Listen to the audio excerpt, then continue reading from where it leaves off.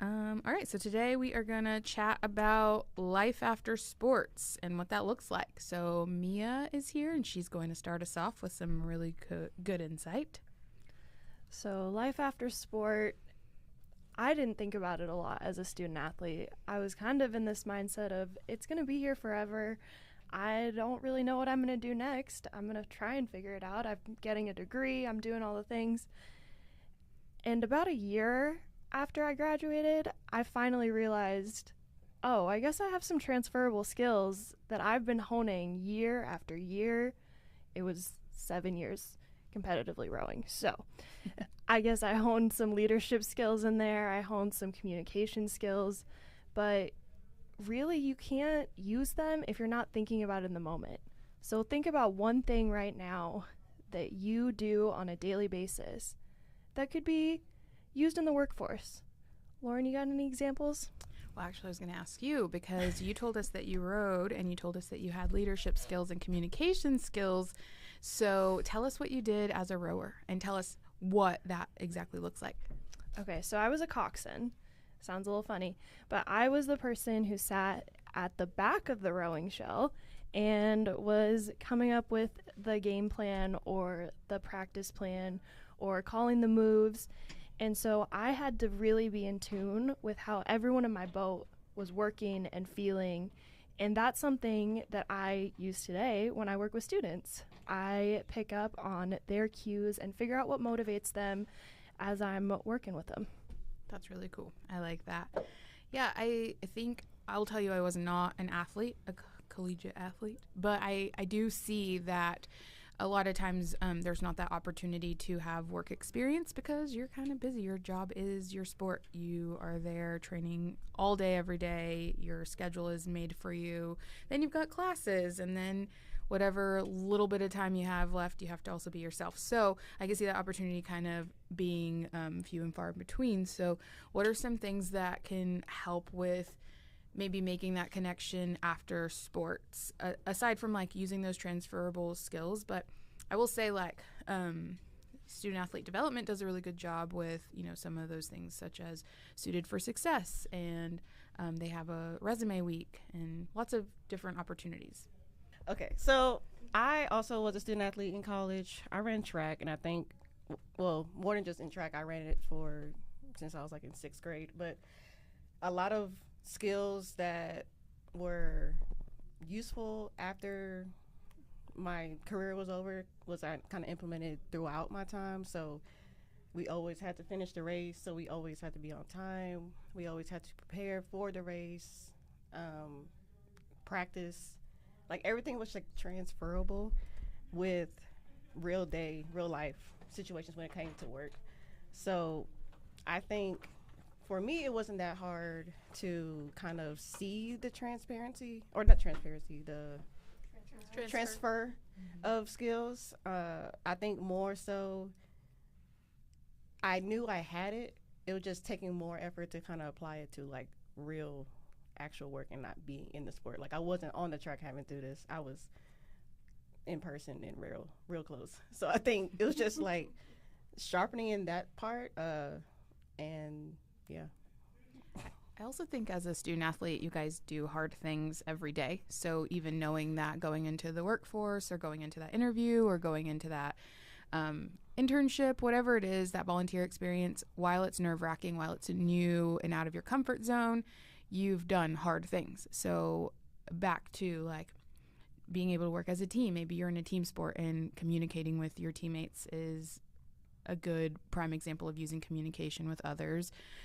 Taking feedback from your coaches. You're gonna, all the time. Yeah, you're gonna get that from bosses. You're gonna get that from leadership. I don't know, your volunteer coordinator, whatever it is that you're doing, they're gonna give you some feedback, and definitely know that it's not a gotcha. It's a way to improve. So if you see feedback that way, just use it to improve. Yeah, and there was like working because we had to work with. Well, we was on a team with different people, so just having that experience of people come from different spaces but also have a different and unique talent. So kind of using us as together to be a team and then score whatever we had to score points, or it's like a relay. So we all have our strengths in relay. So like we had to come together to get that to win the race. So Go. That's what it reminded me of when you said, so we can come together to score. Yeah. Also, a big thing that we kind of forget about, but we don't as learning specialists, is your education. You're a student athlete, and we talk about this constantly, but you're getting these educational classes that also set you up for a future, and maybe it's not the one you went to school for, and maybe it is, but you have some knowledge, you have some know-how, you've read things, you've written things, and you've had to comprehend things, and you've had to work in groups, and so that experience in itself also sets you up for life after sports as well. Audrey is going to share with us about life after grad school. Okay, hello everyone. I was not a student athlete in college, but I am now living the postgraduate life, and it definitely has its perks and it definitely has its low points at times, but all in all, you learned so much during your college time, your skills, you learned things in classes, you met new people, your networking. It's all going to come back in this part of your life. So keep honing in those skills, call on people that are in your network. Even if it was just one time meeting them, they can still be beneficial. That's definitely something I have had to learn through my transition to a full-time job. Keep fostering those relationships and those connections because they will help you. And then going back into, like, you're going to have a lot of sometimes free time where you used to have practice, you used to have class all day, and then games. Now you don't have those things, so find something that you enjoy. Have a hobby, something to pick up on those free times. And then on the flip side of that, you're also going to be very busy with your job. It's now 8 to 5, and then you got to go home, make dinner, and then it's time to go to bed and do it all over. So making sure you're using your time to the best of your ability to have like a fulfilled after work life. I do think, Audrey, you do a really good job of that. Like, you are the youngest coworker that I have ever met that's not like married to the job, and I appreciate that. Like, you inspire me, and because I let work be, I don't know, take a hold of me sometimes, and so, or I used to, and I'm learning.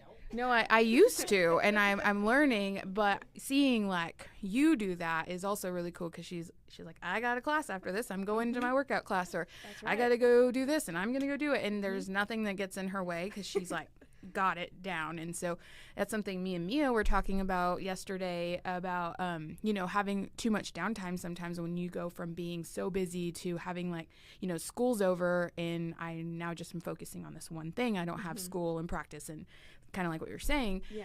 And I was telling her how like I can't be unproductive because I start to feel a type of way and I get, antsy. So when I do have downtime, I like to like schedule like, okay, this hour I'm going to watch TV uninterrupted, and I'm not going to feel bad about that because in the next hour I'm going to get up and go do laundry or start making lunch or, something productive. And then I'm like, okay, I did that really quickly, so maybe I'm going to have another hour of watching TV or, doing nothing and reading a book or something. Yeah. Because if not, I'll feel all kinds of guilty. So I do love like that balance and making sure you have something to do after that. They're crazy. Let me help you out with something. It is nothing wrong with having a day that is spent watching TV, going to the movies, reading a book, laying on the couch. Okay? If it's not every day, enjoy that day. You take that day. I'm learning. I know you're learning, but I don't like this thought of it not being productive. It is productive self-care. It is productive rest. It is productive escaping from life, okay? So productivity doesn't always have to have a result that is, I can show you what I did. Sometimes productivity means I can tell you how it made me feel, how it filled my cup, how it let my brain rest, how my toes look good, whatever it is. Bars. Productivity shifts when you become an adult because you get to choose the things a little bit more freely.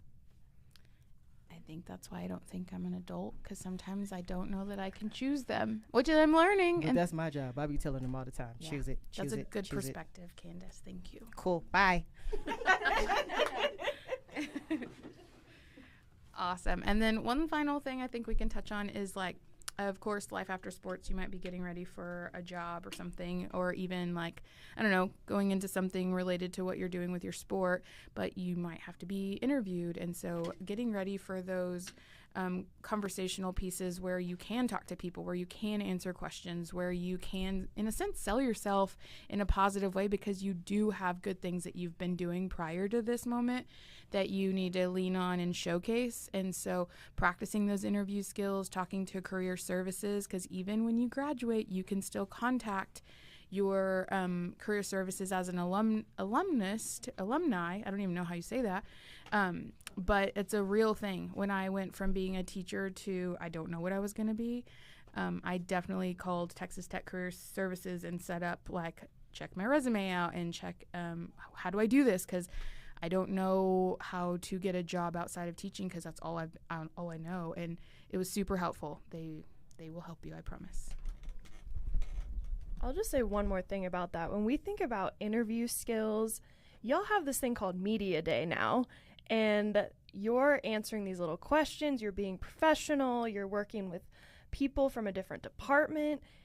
That's such a big part of interviewing. It's knowing how to show up to a space and showing up as you in that space. So don't think that you've never done it. Go in with that little bit of confidence and just do it. That's a good point. I kind of forget about media days. And not just that, but like you have an NIL deal and you have to do this little commercial on the Insta to like highlight this product. I mean, practice it before you put it out there. I've seen some good ones, and I've seen some that I'm like, oh man, they did that at last minute because they really needed to put that product out there to get that money. Yeah. So practice these things, or talk to people who've done this, or talk to people who are doing this and you like the way they do it. I mean, network, collaborate, but you guys got lots of skills. And networking, people want to help students. I'm going to say that for the people in the back. People want to help students. Use that to your advantage. Not always the athlete part, but use the student part. People want to help you. They want you to get where you're going. So you got to find those people. And another thing. So it took a lot of work for you to be as efficient and great and awesome in your sport. It's going to also take the amount of effort to do it in your work role, job. So don't think you can just slide into a job just because you're an athlete. You know, it's going to take more work to be good at what you do. So also, if it gets you into that job, you got to keep the job. So the work Right. continues, because you got to make sure you're doing the work properly. You're following the directions, that you're doing what they ask you to do. So I agree. That's true. sharpen your strengths, sharpen your insights. Thank you for listening to us. Because that's what we try to do around here. Is there anything else anyone would like to add? All right. So, quick rundown. You have skills. You have education. You have people in your corner. And just be confident. You're capable. Very. All right. You can do it. You can do it all. All the way All to the a way successful to future. successful future. Yeah. All right. Well, as usual, I hope that you left here a little sharper.